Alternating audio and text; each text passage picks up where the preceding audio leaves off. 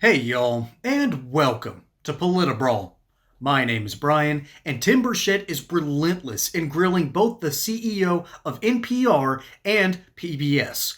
What they reveal is absolutely shocking. Let's dive in. Ma'am, you said in your opening statement that you were going to be transformative, and I believe you failed to do that. Let me ask you, why did you call President Trump a fascist and a deranged racist sociopath in 2020? Congressman, I appreciate the opportunity to address this. I regret those tweets. I would not tweet them again today. They represented a time where I was reflecting on something that I believe that the president had said rather than who he is. I don't presume that anyone is a racist. You don't believe anyone is a racist? I don't start by presuming anyone is a racist, sir. Okay. Has NPR or PBS ever conducted an internal review to assess whether conservative or right-leaning perspectives are fairly representative news and programming? Congressman, what we look at is the distribution of people who listen to our work, and we can tell you, and I'm proud to tell you that for our digital, our podcasts and our website, the distribution of Americans who come to NPR does reflect the political distribution of the nation. In fact, the distribution on our websites, 33% of folks who come are conservative versus 28% who are liberal, and the rest identify as independent. So the largest group is conservatives who come to NPR's websites. So you believe that most Americans think President Trump is a fascist and a deranged racist sociopath? I don't believe that at all, sir. Okay. Ma'am? We obviously are constantly looking at the voices that we bring forward. We take to heart our commitment to bringing forward perspectives from across the country. Our programming comes from our local stations.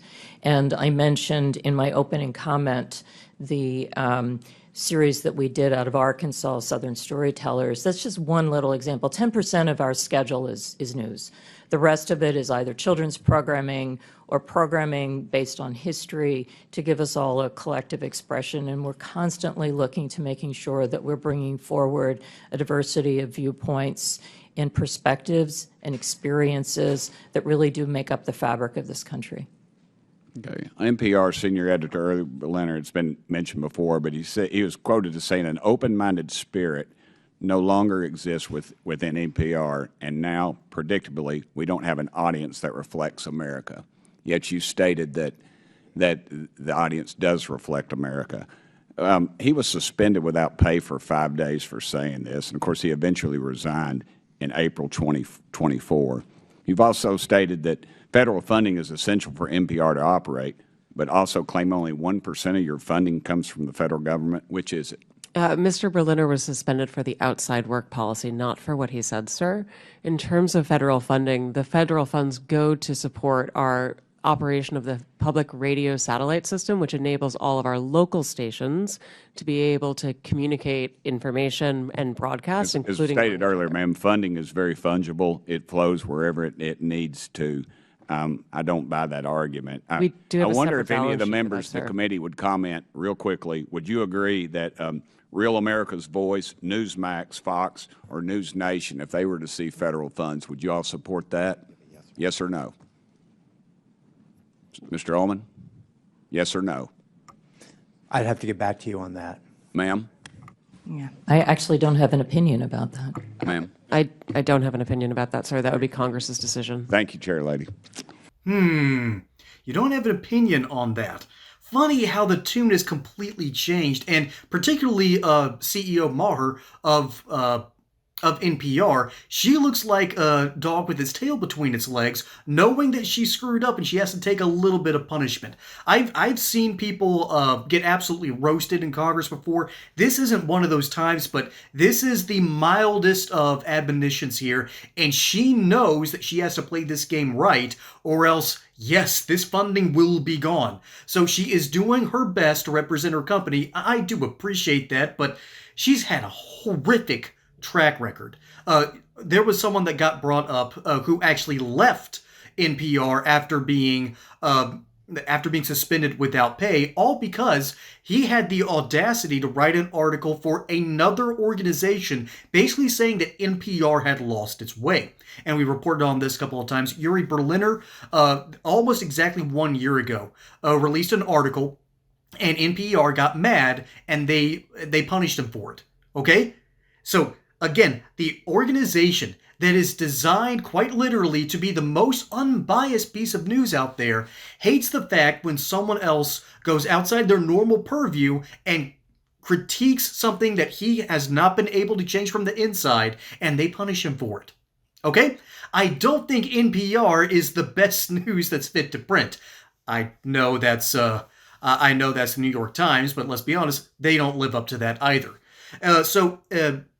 PBS is getting a little bit more of a pass here, and you know what? I'm willing to give them more of a pass too, with one exception, and that was what Marjorie Taylor Greene revealed just the other day when we saw what happens when you let someone with a major progressive streak have control over your airways, and they will let Drag Queen Story Hour basically be a show catered to pretty much everyone before someone finally complains and took the video down.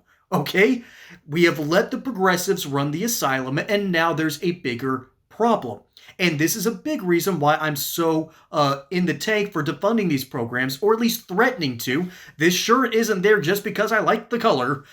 I fully believe these organizations need some major course correction.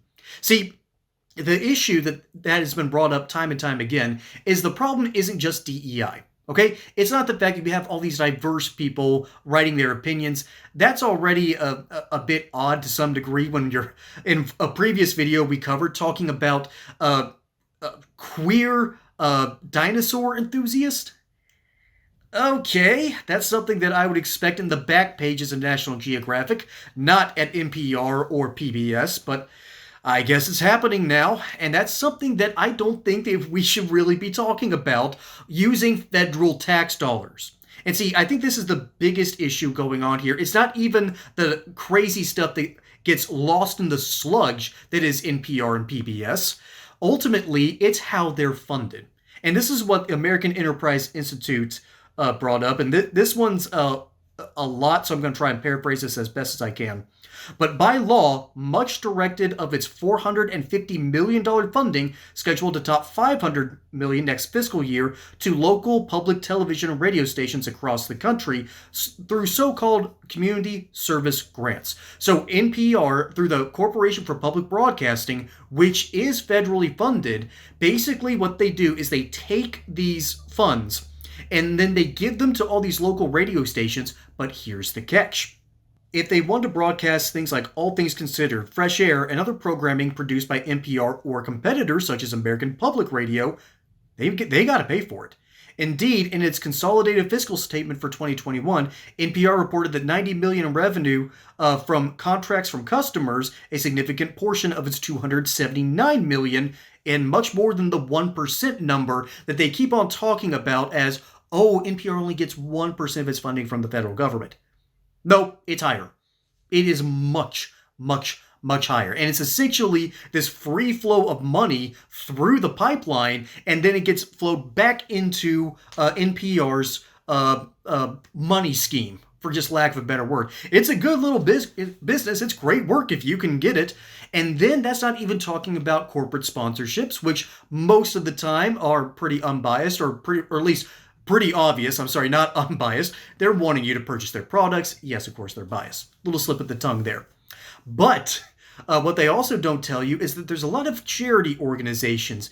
And after what we found with how much waste, fraud, and abuse is in USAID, it would not surprise me if even more money through those sorts of programs are being kicked back through charity organizations, basically designed to give NPR far more money and far more federal control. Because, let's be honest, if you are part of the deep state, if you're a part of the CIA, the FBI, wouldn't you want more of your fingers on the scales? And wouldn't one of the best ways to do that to use your tax dollars in such a clandestine way that it's almost impossible to track the money? Yeah, I would too. After all, what does the CIA want to do? It wants to keep American interests safe.